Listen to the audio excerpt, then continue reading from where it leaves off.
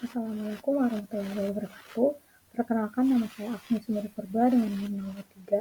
Di sini saya ingin mempresentasikan hasil kerjaan saya tentang pengaruh revolusi industri 4.0 terhadap bisnis, pemerintah, perilaku, dan lingkungan sosial. Nah, pada saat ini kita bisa melihat tahapan perkembangan revolusi industri 4.0.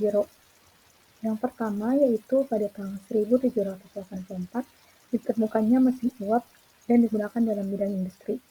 Yang kedua, pada tahun 1870, penggunaan mesin produksi massal dan tenaga listrik atau BBM. Yang ketiga, pada tahun 1969, berkembangnya teknologi informasi dan mesin otomatisasi. Dan yang keempat yaitu eh, diperkenalkan pada tahun 2011, yaitu mesin terintegrasi dan jaringan internet sudah mulai meningkat. Revolusi industri yang terjadi mulai dari revolusi industri yang pertama hingga revolusi industri yang sekarang atau 4.0 itu memberikan pengaruh terhadap berbagai bidang. Yang pertama yaitu pengaruh revolusi industri 4.0 terhadap bisnis. Revolusi industri lebih mengarah kepada memudahkan pengusaha dalam melakukan proses bisnis dengan pembeli atau pelanggan, pemasok, produsen, dan pihak lainnya. Dari sudut pandang bisnis, bagi seorang pebisnis, pengaruh revolusi industri khususnya di era revolusi industri 4.0 mempunyai banyak dampak yang berbeda-beda. Di antaranya sebagai berikut. Yang pertama yaitu tingkat persaingan. Tingkat persaingan pada dunia usaha di era revolusi industri 4.0 ini lebih ketat karena para pengusaha untuk lebih memahami perkembangan teknologi lagi. Jadi para pengusaha itu harus menyusun strategi yang tepat agar usahanya berjalan dengan lancar dan dengan baik. Yang kedua yaitu percepatan teknologi. Nah, dalam percepatan teknologi pada zaman sekarang, seorang wirausaha atau pebisnis itu dituntut untuk selalu update dalam mendapatkan informasi.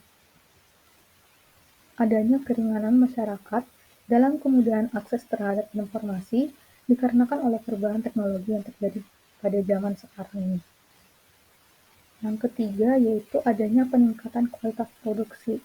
Barang-barang pada zaman sekarang sudah memiliki kualitas yang tinggi karena di mana revolusi industri ini menciptakan sebuah sensor, data, dan otomatisasi yang telah meningkat sebagai hasil dari terjadinya revolusi industri pada era ini. Yang dimana pada perubahan ini menghasilkan proses produksi yang lebih cepat dan lebih sederhana untuk diidentifikasi yang akan berdampak pada produk atau jasa yang lebih baik. Yang keempat, produksi dan pengiriman lebih cepat. Peningkatan penggunaan teknologi pada zaman sekarang akan mendorong meningkatkan kecepatan produksi dan pengiriman yang akan membuat proses produksi lebih mudah dan lebih kecepatan, sehingga nantinya menghasilkan efisiensi dan efektivitas yang diharapkan daripada yang dapat dicapai saat ini dengan sumber daya manusia. Yang terakhir yaitu tingkat pendapatan. Nah, tingkat pendapatan ini dihasilkan dari adanya peningkatan kualitas yang dapat mempengaruhi kepuasan pelanggan dan terdapat peningkatan tingkat produksi juga. Selanjutnya yaitu pengaruh revolusi industri 4.0 terhadap pemerintah. Adanya revolusi industri yang memberikan pengaruh terhadap pemerintah yaitu memicu timbulnya sistem e-government. Sistem e-government adalah salah satu upaya pemerintah untuk menggunakan komputer, jaringan komputer, dan teknologi informasi untuk menjalankan pemerintahan, terkhususnya pada pelayanan publik yang masih sangat buruk, dan hanya beberapa kementerian dan organisasi dan juga pemerintah daerah yang menggunakan teknologi dalam proses penyelenggaraan publik. Namun demikian, jika e-government tersebut digunakan oleh setiap pemerintahan yang ada, sehingga revolusi industri 4.0 mempunyai banyak manfaat dan sistem demokrasi di Indonesia saat ini.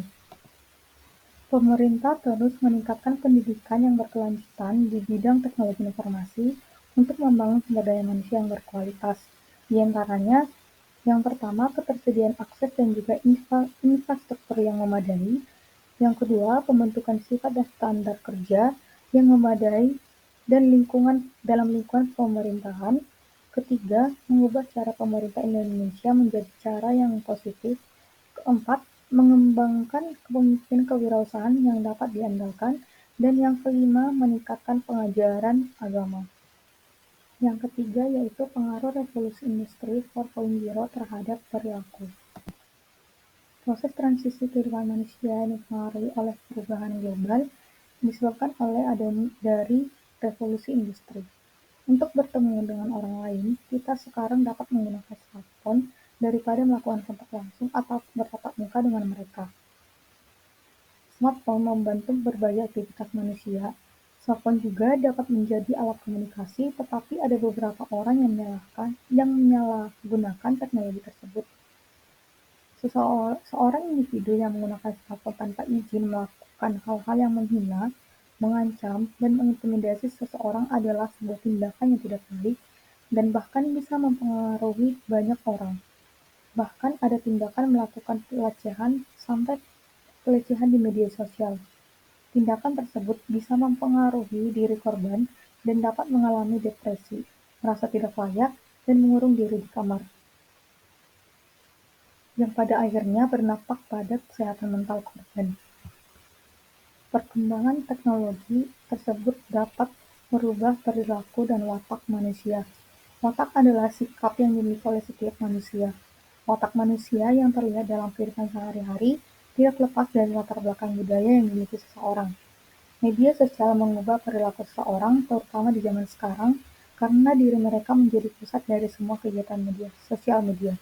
Akibatnya, tidak jarang muncul watak menang sendiri, tidak bisa menghargai orang lain, dan ingin lebih dari yang lain. Yang terakhir yaitu pengaruh revolusi 4.0 terhadap lingkungan sosial. Revolusi industri juga memiliki dampak pada lingkungan sosial karena revolusi industri 4.0 hanya berkembang di daerah perkotaan saja atau daerah industri. Akibatnya, akan muncul ketimpangan sosial terutama yang berkaitan dengan bidang ekonomi, pembangunan, dan gaya hidup masyarakat. Hal ini menyebabkan banyak orang yang akan berbondong-bondong untuk pergi ke daerah perkotaan atau daerah industri. Meskipun demikian, tidak semua orang memiliki kemampuan psikologis yang diperlukan untuk mengatasi segala jenis tekanan yang ada. Demikianlah presentasi dari saya. Sekian dan terima kasih.